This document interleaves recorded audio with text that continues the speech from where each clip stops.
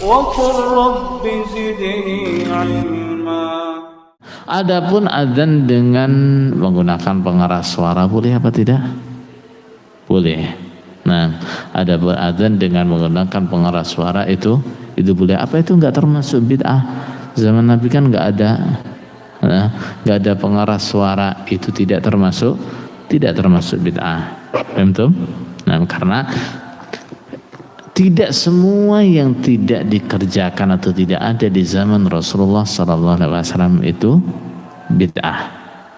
Betul? Nah, yang tidak ada di zaman Rasulullah SAW itu,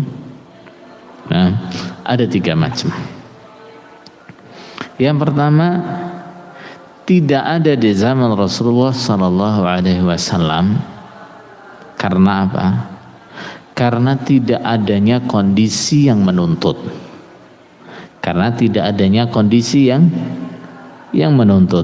Kemudian setelah zaman Nabi ada kondisi yang menuntut dia, kemudian itu diadakan.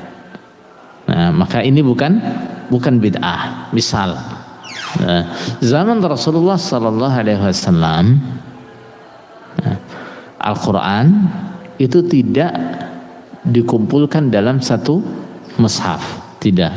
Nah, Al-Quran itu ada ditulis di tulang-tulang, di papan-papan, di pelepah kurma dan seterusnya. Nah, dan bahkan sebagian besar itu di mana? Di hafalan para sahabat-sahabat Nabi. Zaman Nabi tidak memerintahkan untuk membukukannya jadi satu mushaf. Kenapa? Belum ada keadaan yang menuntut. Kemudian zaman Abu Bakar, termasuk pada saat perang Yamamah. Perang Yamamah itu perang melawan siapa? Musailamah al-Kadzdzab. Perang melawan Musailamah al-Kadzdzab. Di situ banyak penghafal Quran yang gugur. Akhirnya ada kekhawatiran nanti Quran bisa hilang. Akhirnya Abu Bakar dengan masukan sahabat-sahabat yang lain waktu itu berinisiatif untuk apa? Membukukan Al-Quran dalam satu mushaf. Nah, ini contoh. Zaman Nabi nggak ada tuntutan atau nggak ada keadaan yang menuntut untuk membukukan Al-Quran. Kemudian setelah zaman Nabi ternyata ada tuntutan nih. Nah, ada kondisi yang menuntut, akhirnya dibukukan. Ini nggak termasuk bid'ah. Baik. Ada yang tidak dikerjakan di zaman Nabi, padahal Nabi ya senang, Nabi ya kepingin, tapi ada yang menghalangi, ada penghalangnya. Kemudian di zaman Nabi tidak dikerjakan. Misalnya apa? Misalnya Ka'bah. Ka'bah. Rasulullah SAW pernah berkata kepada Aisyah radhiyallahu anha, orang Quraisy dulu waktu membangun Ka'bah mereka kekurangan biaya. Kenapa? Karena mereka waktu itu sepakat Ka'bah hanya dibangun dari harta yang halal, sedangkan orang Quraisy mayoritas penghasilan mereka haram, dari riba, dari zina, dari judi. Akhirnya harta yang terkumpul dari harta yang halal cuma sedikit, tidak cukup untuk membangun Ka'bah sesuai dengan pondasinya Nabi Ibrahim. Akhirnya Ka'bah tidak dibangun sepenuhnya seperti pondasinya Nabi Ibrahim. Nah, dan Rasulullah SAW bersabda, seandainya bukan karena kaummu, maksudnya orang-orang Quraisy itu baru masuk Islam, niscaya Ka'bah akan aku kembalikan kepada pondasinya Nabi Ibrahim. Tapi Nabi khawatir nih. Nah, orang Quraisy ini baru saja masuk Islam. Sedangkan Ka'bah adalah simbol utamanya Islam. Nah, simbol utama Islam. Nabi khawatir nanti kalau Ka'bah dibongkar terus dibangun lagi, ini bisa menjadikan goyahnya imannya orang-orang yang baru masuk Islam. Maka itu urung dilakukan oleh Rasulullah SAW. Nah, kemudian zaman Abdullah bin Zubair ini dia lakukan. Zamannya Abdul Malik bin Marwan dikembalikan lagi seperti semula.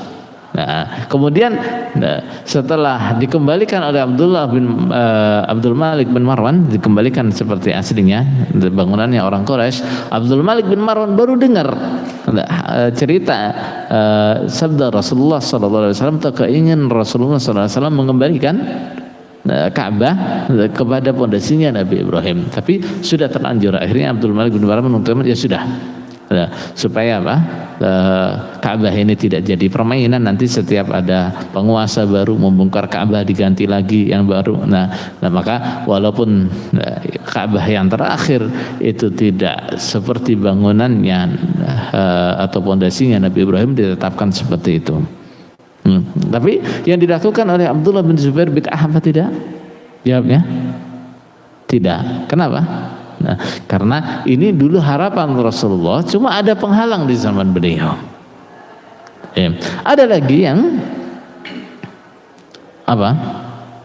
Nah, Rasulullah SAW senang dengan sholat tarawih secara berjamaah, ya enggak?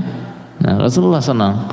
Nah, atau minimal Rasulullah pernah mengerjakannya beberapa kali sholat tarawih secara berjamaah. Kemudian setelah yang ikut sholat tarawih semakin hari semakin membludak, Rasulullah berhenti mengerjakan sholat tarawih secara berjamaah.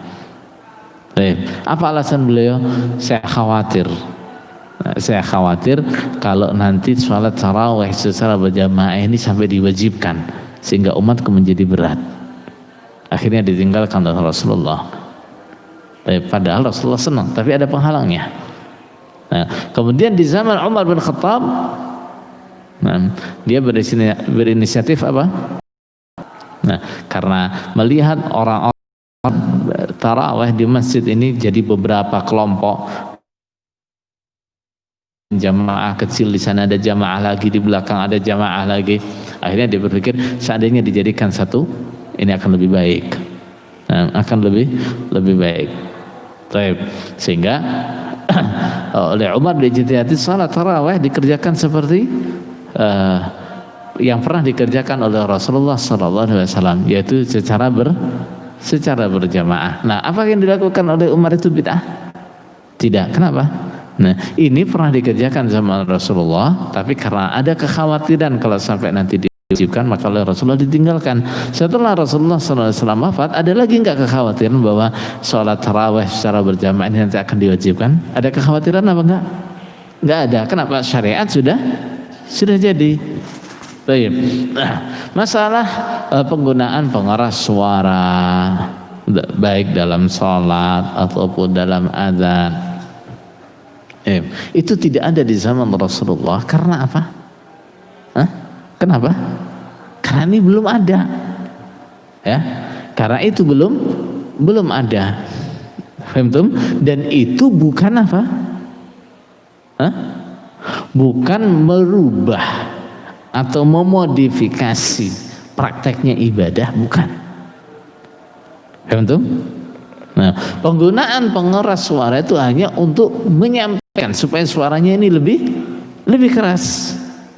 Nah, ketika imam membaca, makmum semuanya bisa dengar. Ketika muadzin adzan, yang mendengar jadi lebih jauh. Adapun adzannya tetap seperti adzan biasanya. Adapun salatnya tetap seperti salat biasanya.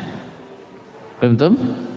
Nah, jadi penggunaan pengeras suara ini hanya wasilah, hanya alat.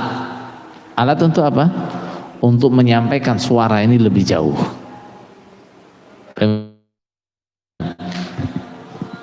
Jadi makanya sebagian orang ketika kita menjelaskan masalah bid'ah, kemudian mengungkit masalah ini. Sekarang kamu ngaji pakai speaker, pakai pengeras suara, apa itu enggak bid'ah? Masjid mau pakai AC, apa itu enggak bid'ah? Apalagi kendaraanmu mobil bukan lagi onta, apa itu enggak bid'ah? Paham tuh? Nah, ini bantahan yang sebenarnya apa? Itu tidak pada tempatnya. Paham tuh? Bantahan yang tidak pada tempatnya. Nah,